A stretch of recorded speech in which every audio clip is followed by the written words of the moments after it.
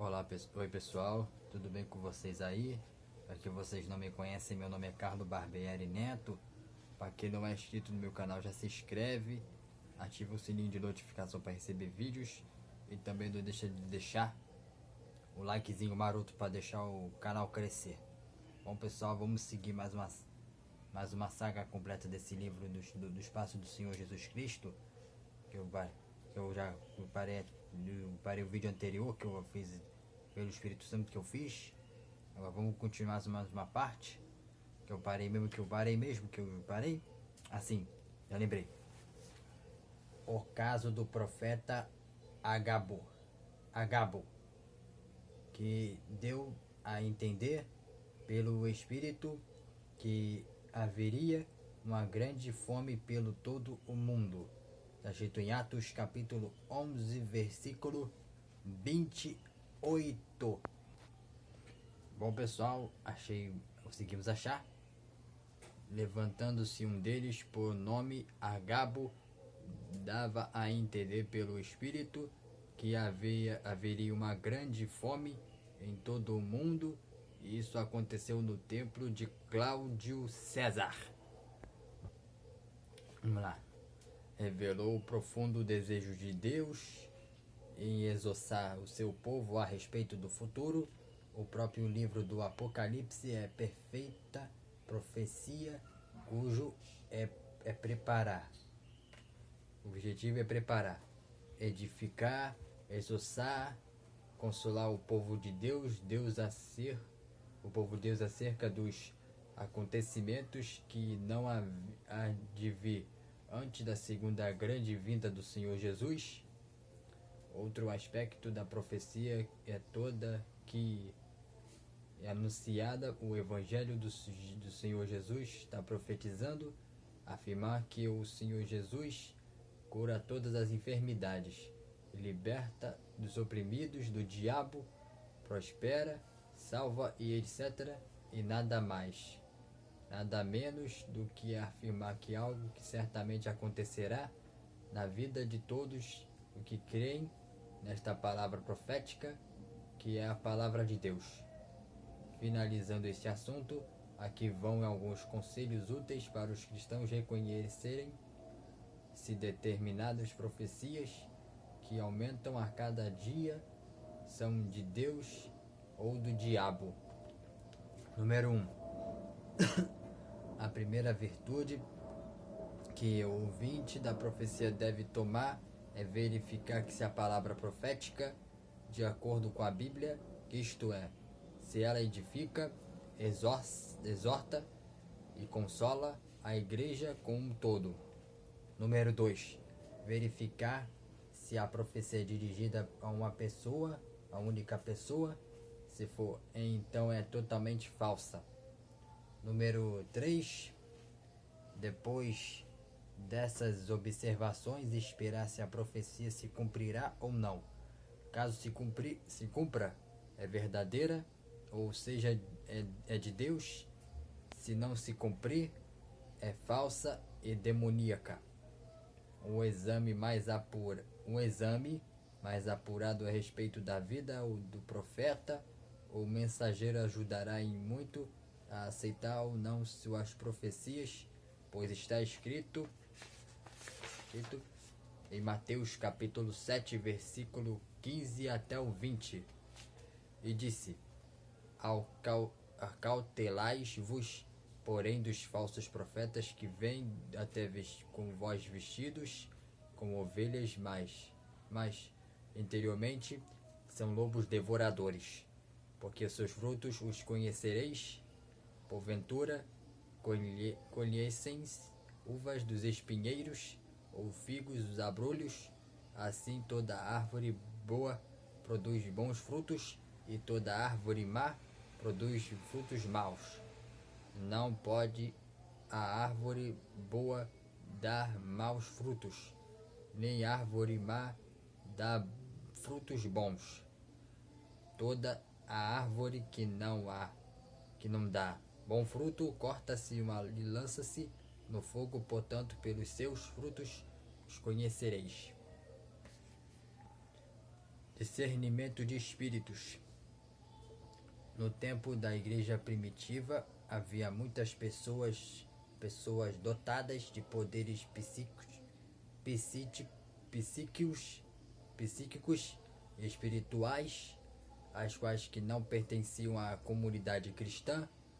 Elas eram muito usadas pelos espíritos enganadores, que não se manifestam da mesma maneira do que os espíritos imundos que fazem nos dias atuais.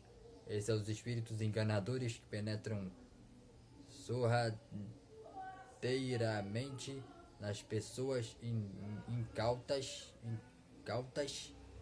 e através delas faziam acontecer coisas extraordinárias. No Egito, quando Arão lançou a sua vara por ordem de Moisés, esse se transformou em uma serpente. Os sábios egípcios, todavia, fizeram o mesmo com as suas ciências ocultas. Estão escrito em Êxodo capítulo 7, versículo 10 e 11. E disse: Então Moisés e Arão foram a Faraó, fizeram assim como Jesus ordenará, e lançou Arão e a sua vara diante de Faraó, diante dos seus servos, tornou-se em serpente. E Faraó também chamou os sábios e encantadores e os magos do Egito, fizeram também o mesmo com seus encantamentos. Vamos lá. Podemos assim verificar o quanto que os espíritos enganadores têm feito coisas espantosas a fim de não somente atrair a atenção das pessoas, mas também de receber a confiança delas. Com o objetivo de dar à sua igreja capacidade para crescer em uma base sólida de fé, o Senhor Jesus possibilitou aos seus seguidores, por intermédio do Espírito Santo, a obtenção do dom de discernimento de espíritos para que pudessem distinguir os que eram dirigidos por Deus do que falavam e agiam dirigidos pelo diabo. Era muito necessário saber diferenciar o certo do que é o errado. Isto nem sempre é fácil. E se é necessário ter esse dom do Espírito Santo para tomar decisões acertadas. A Bíblia diz assim em Jeremias, capítulo 17, versículo 9 e 10, disse: Enganoso é um coração, mais do que todas as coisas, e é perverso. Quem o conhecerá? Eu, o Senhor, esquadrinho o coração e provo as estranhas, e isto para dar a cada um segundo de seus caminhos, segundo a fruto de das suas ações. Em muitas ocasiões tivemos a oportunidade de observar a sinceridade de todas as pessoas com o instituto de fazerem o bem. Por trás daquele bem, entanto, víamos a atuação dos espíritos imundos. Nem sempre o que consideramos bom de fato, bom para Deus. Muitas vezes acreditamos e que agimos corretamente. Mais tarde descobrimos que erramos. Por isso que precisamos muito esse dom. O apóstolo João nos admoesta a esse mesmo respeito, dizendo em 1 João capítulo 4, versículo 1, diz: Amados, não creiais a todo esse espírito, mas provai se os espíritos são os de Deus, porque já muitos falsos profetas já se têm levantado no mundo. Na época em que seitas ditas espiritualistas tem se propagado com a tamanha força em todo o mundo, mais do que nunca, creio, e ser esse dom necessário para desmascarar todos os planos, estratégias de Satanás pelo poder do Deus vivo, na pessoa do Espírito Santo, no nome do Senhor Jesus Cristo, em variedade de línguas. Vamos ler mais uma para a gente finalizar. Este dom é da diversidade de línguas estranhas faladas pela pessoa após o seu batismo com o Espírito Santo, e são 2 tipos de línguas estranhas. Está escrito em 1 Coríntios capítulo 13, versículo 1.